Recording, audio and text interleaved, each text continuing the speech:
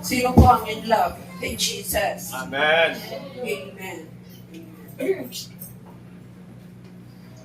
Ngayong hapon na ito, something connected to our worship, ang ating pag-uusapan. Akin pong babasahin muli ang ating teksto sa hapon na ito na matatagpuan sa Aklat ng Mateo, chapter 26, verse 36 to 43. Ganito ang pagkasabi. Isinama ni Jesus ang kanyang mga alagad sa isang lugar na tinatawag na Gethsemane. Sinabi niya sa kanila, dito muna kayo, mananalangin ako sa dako roon. Ngunit isinama niya sina Pedro at ang dalawang anak ni Zebedeo. Nagsimulang mabagabag at maghirap ang kanyang kalooban. Kaya't sinabi niya sa kanila, ako'y halos mamatay sa tindi ng kalungkutan. Maghintay kayo rito at samahan ninyo ako sa pagpupuya. Lumayo siya ng kaunti, nagpatira pa siya na nalangin. Ama ko, kung maaari po, ilayo ninyo sa akin ang kupang ito ng paghihirap, ngunit hindi po ang kalooban ko, kundi ang kalooban ninyo ang mangyari. Nagbalik siya at tinanong niya natutulog ang tatlong alagad. Sinabi niya kay Pedro, talaga bang hindi kayo makapagpuyat na kasama ko kahit isang oras man lamang? Magbantay kayo at manalangin upang huwag kayong madaing ng tukso. Ang espiritu'y nakahanda, ngunit ang laman ay mahina. Muli siyang lumayo at nanalangin, Ama ko, kung hindi po maaari, may alis ang bupang ito, malibang inumin ko. Mangyari nawa ang iyong kalooban. Praise God sa kanyang mga salita. Ang pagsapang ng ating pag-usapan ngayong hapon ay binigyan po ng the blessing of pressure. So, mayroon po palang blessing ang pressure. Ano po? Sino pa may gusto ng pressure? Amen. Amen. Meron po palang blessing ng pressure. If yung pressure po na yun ay we accept positively, hindi po natin tignan ang pressure na laging negative, may hirap po talagang tanggapin. Pero ang pressure pala ay may blessing, may biyaya pala kung ito ay tatanggapin natin positively. Lagi po tayong positibo sa pagtanggap ng mga pressure ng mga buhay natin. The blessing of pressures. Katulad nga po dito sa nabasa natin, nakita po natin yung pressure ng Panginoong Jesus nang siya ay mabayubay sa cross. Di po ba, wala naman siyang kasalanan, pero ano po nagagawa sa kanya? Tinadyakan, dinuraan, binastos, kung ano-ano, binuli siya ng mga tao. Amen? Pero pwede naman niyang hindi tanggapin yun. Yung mga ginagawa sa kanya ng mga tao, dahil siya nga ay isang anak ng Diyos. Pero dahil nga sa pressure, ano po ba yung pressure sa kanya? Yung pinapagawa ng Ama. Ibibigay ko po sa inyo ang meaning ng pressure. Pressure means the act of trying to persuade or force somebody to do something. So kahit ayaw mo, yung pressure, mapipilitan ka.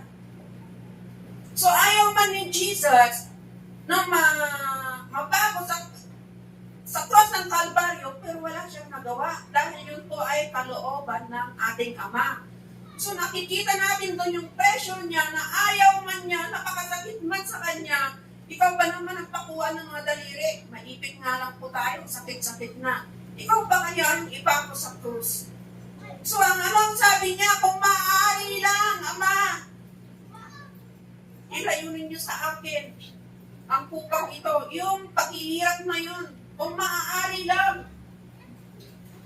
Pero dahil yun nga, kalooban ng Ama, tinanggap ni Jesus na yun ang mission niya. Amen? Ganun yung pressure kay Jesus.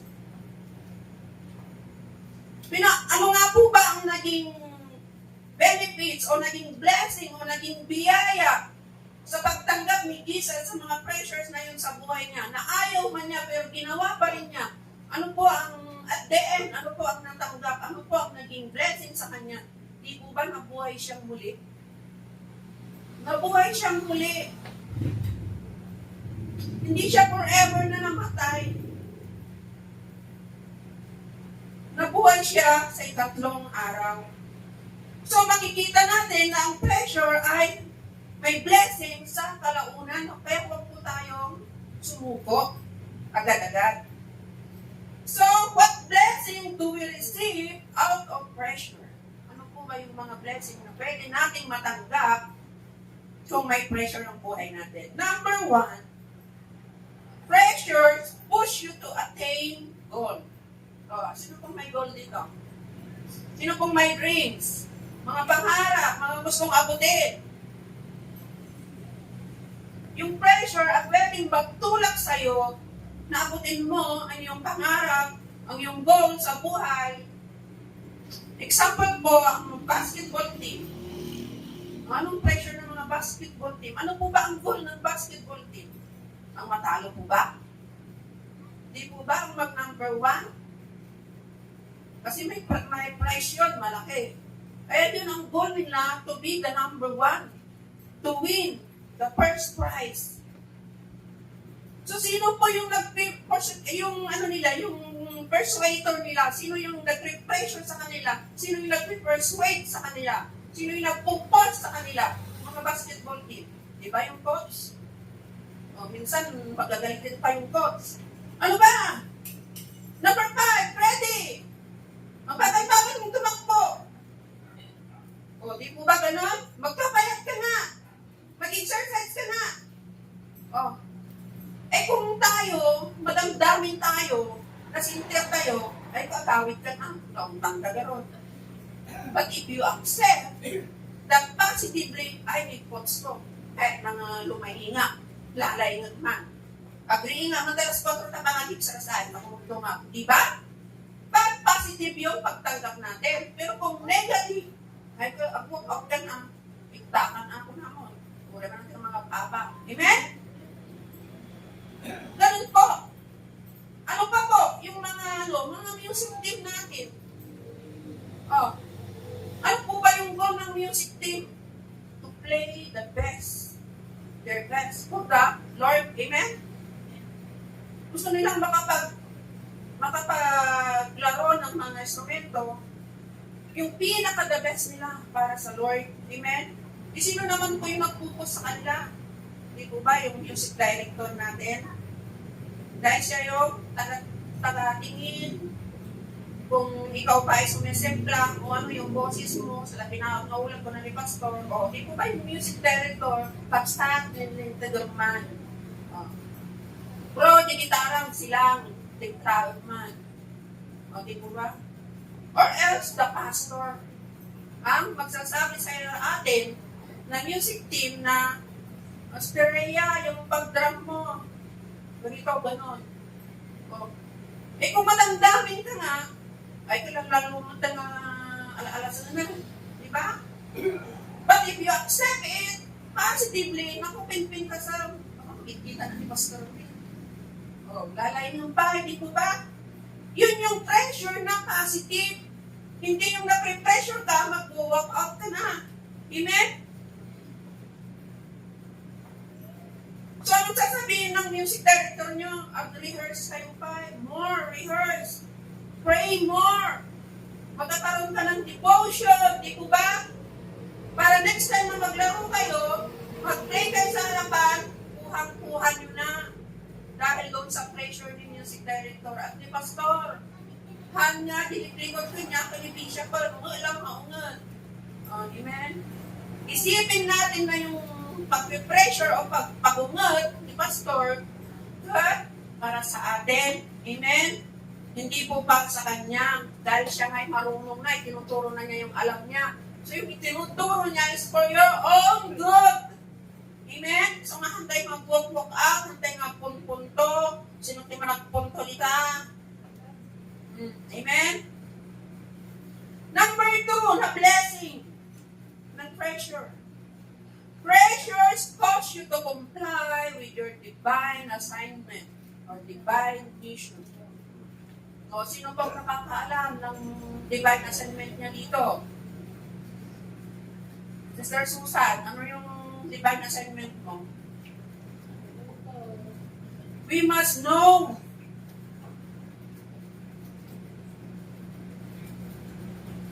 Because you won't know how to comply if you don't know your assignment. Kasama ka ngayon na tuntog mo, di mo, assignment mo. Amen?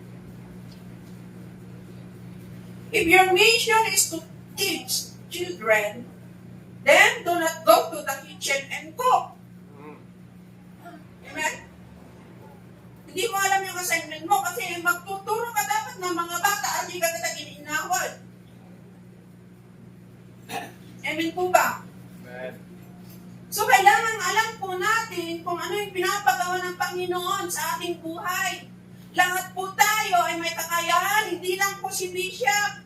Hindi lang po si Pastor Hernandez ang magaling kumanta sa harapan katulad kanina. Lahat po tayo may kanya-kanyang assignment. Amen. Kaya dapat po nating alamin kung ano yung mission mo, yung assignment mo sa mundong ito dahil hindi ka naman ipinanganak para umupo lang dyan. Amen? Hindi ka lang naman ipinanganak para pumalakpak dyan. Dahil alam natin na ang Diyos, binigyan tayo ng tig-iisang assignment, tig-dalawa, may tatlo pa nga eh.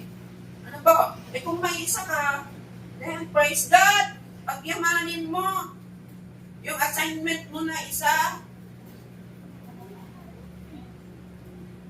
Ikaw ay isang usherette. That's your assignment. That's your mission. So you must know that that is your assignment para pag may bisitang darating, dahil alam mo ikaw yung usherette, anong gagawin mo? Uupo ka lang ba dyan? Salubungin mo yung bisita, di po ba? So yung pressure ng assignment mo na yun is to push you to comply with your divine mission. Amen. Dahil alam mo na ito yun ang trabaho mo. So mag-pressure ka niyan. So, don't accept it negatively. Siyempre, exalted ka. Accept it positively. Oh, nagbisita, yes. Di po ba? Pag wala tinagan na, nalak tinagan na. Ganun po.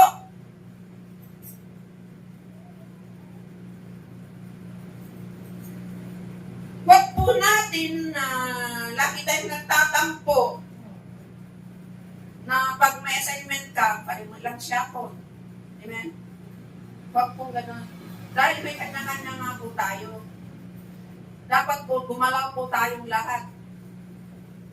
Alam siya kung tinaginaw ni Domingo, siya ang tagtag. Di po ba?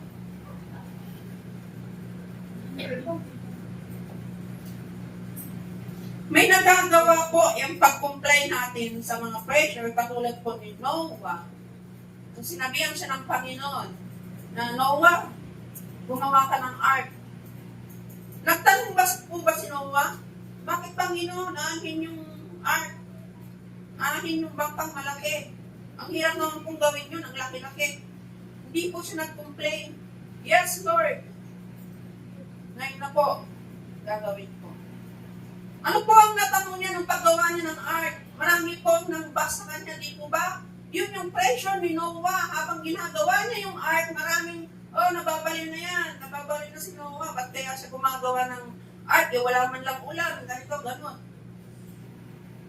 Nung natapos ang ark, di po ba tumating yung great flood? At ano po ang naging blessing ni Noah sa pagsunod niya sa pressure na yon? Naligtas ang buong pamilya niya, amen? Amen. Si, Jonah, may pressure din po sa kanya. Di po ba inutusan siya ng Panginoon na mag-deliver ng message sa Nineveh? Pero dahil ayaw nga ni Jonah na masave yung mga taga-Nineveh dahil ang sabi niya ang sama-sama ng mga tao doon, papakit ng mga ugali ng mga tao doon, papupuntahin mo ako doon, Lord, you must be joking, Lord. Pero sabi ng Panginoon, yes, pupunta ka doon, ibigay mo yung mensahe ko para sa mga taga-Nineveh na itigil na nila ang paggawa ng kasamaan. Anong iniisip ni Jonah? naku, pag pupunta ako doon, sabi niya, pag sinabi ko yung message ng Panginoon, baka sabihin ng mga taga-Nineveh na, opo, susundin na po namin ang Panginoon. Yes, we will obey God. Sabi nila gano'n, tapos patatawarin sila ng Panginoon. Ay, ayoko. Ayokong patawarin ng Panginoon ang mga taga-Nineveh na masasamang tao. So, huwag kang sakit. Amen? So, anong ginawa ng Panginoon? May parusa, di ba? Pinarusahan siya. O, lumayo siya ng lumayo, pero hinabol pa rin siya ng Panginoon. O, hanggang nung na-feel guilty siya na maraming nadadamay dahil sa pag-iwas niya sa assignment niya, sa divine mission niya. O, kaya wag po tayong umiwas. Mandadamay ba kayo? Pag-iwas ni John, maraming nadamay. Tumakas siya, sumakay sa isang bangka. Bumagyo ng malakas. Nag-box and pro yung bangka. Mamamatay na sila. Nag-guilty si John na, kasalanan ko to. Alam ko to, pagkalan ng Panginoon. Inahabol ako ng Panginoon. So, anong sabi niya? Itapon niya ako sa dagat. At ang bagyo ay titigil. At nangyari na. Amen? Tumigil ang bagyo at nung naramdaman niya talaga na hinahabol siya ng Panginoon. Hinahabol ka ng assignment mo, ng mission mo na binigay ng Panginoon. Saan ka man pumunta, hahabulin ka ng Panginoon. O, so nung talagang wala siyang takat, bumalik siya sa Nineveh, pumunta siya. O, anong sabi ng mga taga-Nineveh? Opo, susundin po namin ang kalooban ng Diyos. So, the blessing is naligtas ang mga tao sa Nineveh na ang tingin ni Jonah ay sobrang napakasama. Amen? Yun po ang pressure ni Jonah. So, ganun po din po tayo kung hinahabol tayo ng pressure. Salubungin na natin, huwag na natin takbuhan. Amen? Number 3, pressures reveal the real you. Lalabas ang totoong ikaw. Sa mga pressure, sa mga problema, sa mga struggle sa buhay. Sino po ba ang walang struggle sa buhay? Lahat tayo, may pera man o wala, pare-parehas po, may struggle tayo sa buhay. May problema tayo sa buhay. Pera man, sa asawa, sa pamilya, lahat po, sa kapitbahay, lahat po tayo. Hindi po tayo exempted sa mga pressure ng buhay, sa struggle ng buhay. Lahat po tayo meron. Pressures of doing God's will. Baka pong may pressures yan. May ito pong napag-uusapan natin, mga assignment natin. Pressure po yan. Dahil following Jesus Christ, there is thorn. May mga tinik-tinik po sa daanan natin. Amen. May mga struggle. Hindi porket nanampalataya ka na, tumanggap ka na sa Panginoon, pinag-pray ka ni Pastor dito sa harapan na ikaw ay isang mananampalataya na bukas ang dami mo ng pera. Wala ka ng problema. Hindi na kayo magsasabutan ni boyfriend, ni asawa. Mayroon pa rin po. Dahil yun po, mga pressure na yung mga struggle ay kaakibat po natin na mananampalataya, especially na kung ikaw ay believer na. Mas marami, kaya kung nagtataka tayo, bakit? Kung kailan ako naging believer, kung kailan ako nanampalataya, kung kailan ako sumunod kay Kristo, mas dumami ang aking pagsubok. Mas humirap ang buhay ko. Mas naging marami kang kaaway, of course.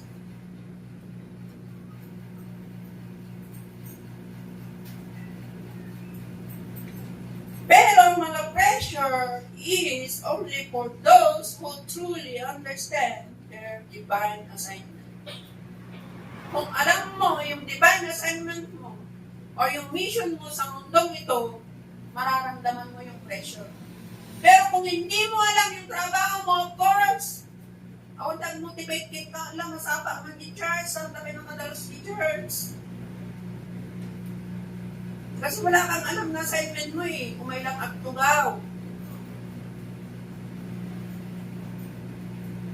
But if you know, na kailangan pa lang magwalis doon, magpunas ng pulpito, mag-pressure ka na, gumising ng maaga, maligo ng maaga, pumunta ng po ako. Praise the Lord. Amen? Amen. Marami po tayong pwedeng maging assignment or mission sa mundong ito. Kahit dito lang po sa loob ng church, marami na po. Pero yun nga, mararamdaman mo lang yung pressure if you know your assignment. Kung alam mong may trabaho ka, siyempre, mamong masumat ka, nagsapa ka, di ba?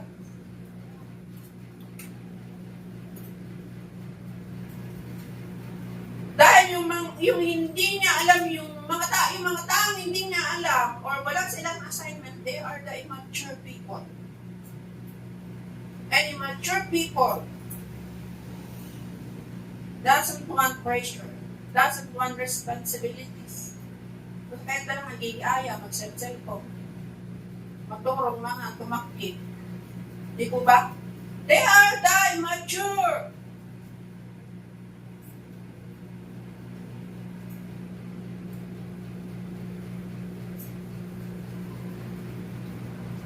So tanggapin natin ang mga pressure sa buhay natin like what Jesus did in the cross of Calvary.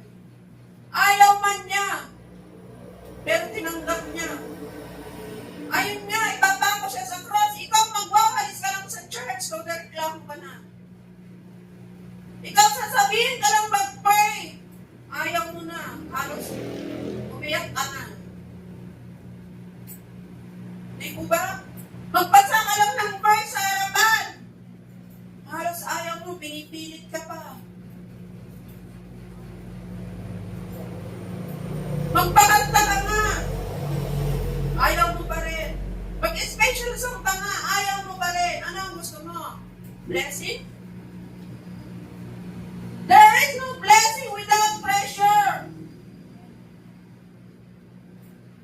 Kung wala kang ginagawa, paano ka makakatanggap ng blessing?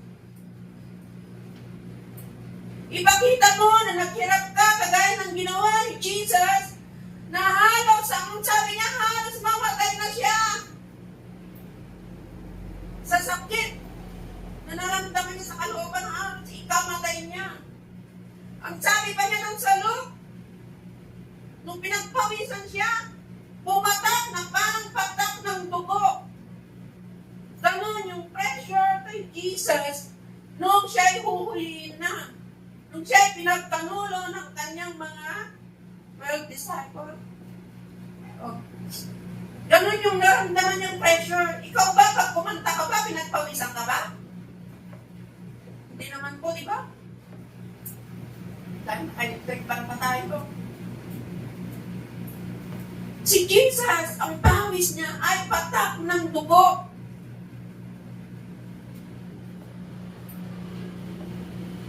So, tanggapin natin ang mga pressure ng buhay natin dito sa church, sa iyong pananampalataya, sa iyong tinanggap na mission mo, assignment mo. Like what Jesus did. Nakawaray lang mo kalimutan ka. Tinaramin mo yung mission mo. Amen? Hindi yung dumating ka dito, rumatang tumanan. Wala lang nangyari. Then you expect blessing? Kung wala ka pang ginagawa, hindi ka pa kayo nag-link out, you expect blessing? Urahin mo tayo mag-torture, ipanunod mo. That's your pressure, that's your divine assignment. So the pressure, iti mission mo. Amen? At example ko ng tindahan, akala niyo po ba? Oo. Kaya ko dyan, pero sa likod po niyan, ang pressure niyan, hindi lang po alam. Sa lahat ng magagandang bagay, may pressure po sa likod na nakatapo. Ngiti ako sa customer. Yes, ma'am. Ano po yun, ma'am? Yes, sir. Thank you, ma'am. Pero pagod ka na. Namalengke ka. Ikaw nagbubuhat. palengke, doon sa parkingan, pagdating mo, ikaw pa rin mag-ayos, magtitinda ka pa. Ikaw, ano mararamdaman mo? Tutok pa kaya ng ngiti mo? Hindi na. Pero dahil na customer mo yun, morning ma'am, ano po yun ma'am? Gawin ang puputok sa amin nga, buho mo. That's the pressure of my business. But my business give me the blessing. Amen. Walang blessing yan kung hindi po ako magpupursige. Kung uupo lang ako dyan, Yunes, nagmatang. Yunes, tiplan mo nga akong kape. Yunes, magwalis ka na. No. I have to take the full responsibility to have that blessing that I want. Kailangan mag-isip ako ng mga strategy para magkaroon ako ng maraming customer. That's the pressure behind my successful business. Amen? Amen. Natugtog tayo ang utak ko. Minsan hindi na nakakatulog. Especially pag tumating ng burger, Lord, ano na naman kaya strategy ang gagawin ko? Para makapagbigay ako ng consolation sa mga tao and give and take. Ayaw naman po yung nagbibigay ako. Hindi ko man lang, hindi mo po ibili sa akin. So gusto ko po yung give and take, Lord. So bigyan mo ako ng wisdom kung ano yung gagawin kong strategy para naman yung bumili, mabigyan ko naman pabalik. Ganon. Hindi yung pupunta lang dito dahil alam niyo magbibigay ako. Kung ano bibili ng isang itlog ko, bibigyan mo na. So, humihingi ako sa Panginoon ng opinion o mga strategy how na humikayat ng mga customer na yung talagang bibili sila, hindi lang on that time ng giving. So that's my pressure. Nagdadagdag di muscle ko, pagkakawit. Amen? But there's a blessing. So ganun po ang gawin natin, tanggapin natin ang mga pressure sa buhay natin. Ano man po ang assignment natin na binibigay ng Panginoon, accept it, positive. Nang sa ganun po, andun yung blessing na hinahanap natin kung saan yan sa labas. Andito lang po sa pagsunod sa ating Panginoon, ang blessing na hinahanap natin, na nakikita mo sa iyong kapwa, na nakikita mo sa akin, is only here in Jesus' name. Amen? Amen. Pag tinanggap mo ang mission mo, ang assignment mo na binibigay ng Panginoon, the blessing is waiting for you. Huwag natin tingnan ang mga pressure. Kung may pressure ko sa buhay, thank you, Lord. Alam ko, ang kapalit ng pressure na ito, it's a blessing. Si Tama, nagapit ka na o tinalog mo? Amen? Ganun lang po yun. It's a logic. Ang mula ka itawag ka na natin po ang iprito, ang ka na pilit ka sa mana. Amen? Nakasabay pagsitsibog ni mga kita. Ganun po yun. Magdaling ka para may aanihin ka. So, don't expect blessing. Kung walang pressure sa'yo na gawin mo yung pinapagawa ng Panginoon, or huwag kang manhid. May pressure ka na ng Panginoon, pero shake it off. Sabi nga nila, sabi ni Pastor Abed, shake it off. Ayoko nga, Lord. Oh. Inayawan mo yung blessing. Pag ayaw mo ng pressure, ayaw mo rin ng blessing. Amen? Hallelujah. Tayo pong lahat, tayo tumayo. Kantayin natin the goodness of God because I know the Lord is very good in our lives.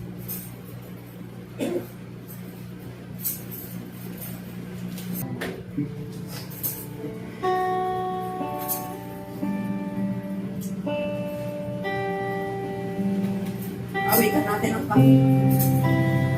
Your say, I love you, Lord. Hallelujah. Love you, Lord. Yes, oh God. For your mercy never fails me. Yes, oh God. All my days I've been held in your hand. From the moment that I wake up until I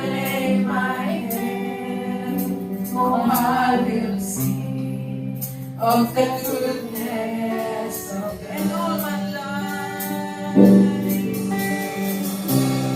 all my life you have been faithful. Yes, Lord, you're so faithful, oh God. All my life you have been so, so good.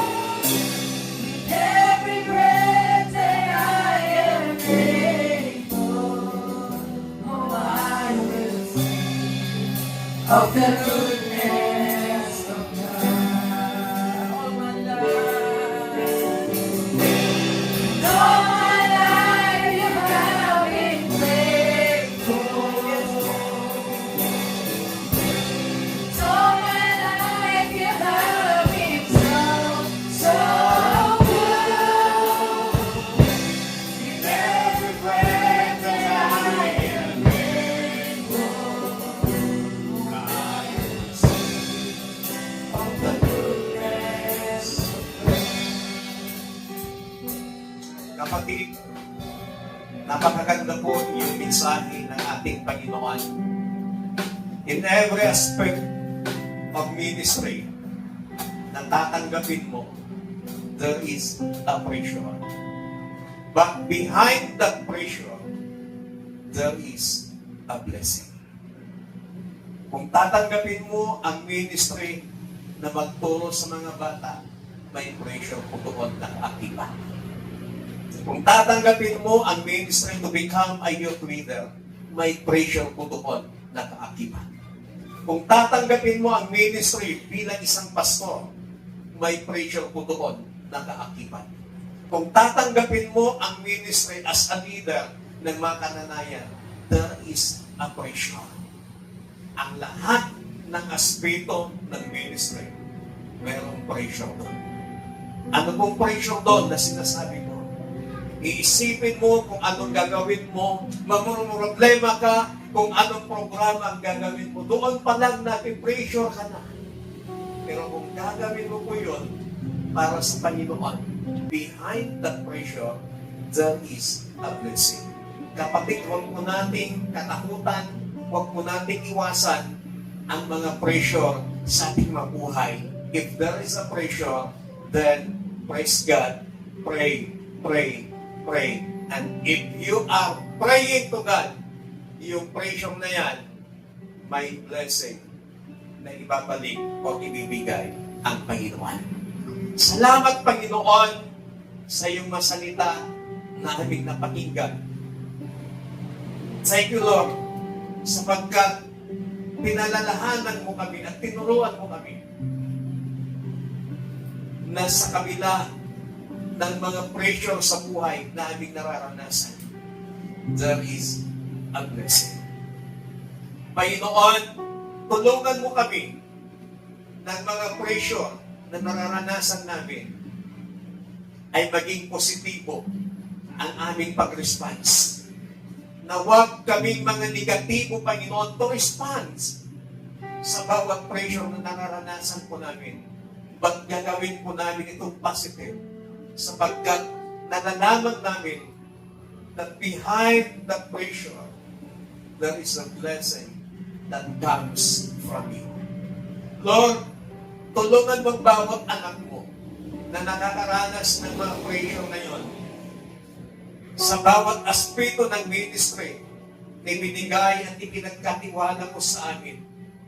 Panginoon, help us na harapin ang mga pressure na ito na may kaakibat na responsibility. Tulungan mo kami, Panginoon, na huwag naming iwasan ang mga pressure na ito. Na huwag naming tingnan ang mga pressure na ito ay mga negatibo. Pag titingnan namin ang mga pressure na ito ay isang positibong bagay na magdudulot ng pagpapala sa buhay ng bawat isa sa amin. Salamat sa iyong lingkod na siya mong ginamit, Panginoon, na siyang maghayag ng masalita at magpaalala sa bawat isa sa amin. Salamat po. Alam namin na magtatagumpay ang bawat isa po sa amin sa kabila ng mga pressure na pinagdadaanan namin sa mga sandali mo ito. Salamat ng marami sa iyong lahat ng papuri. Pasasalamat sa tanging pangalan ng aming Panginoong Hesus. Ang lahat ay magsabi na Amen. Palakpakan po natin ng malakas ang Panginoon. So kung ikaw ay may problema, may pagsubok na pinagdadaanan, you must pray sure. Amen? Sabihin nga natin, pray sure. Palakpakan natin ang Panginoon.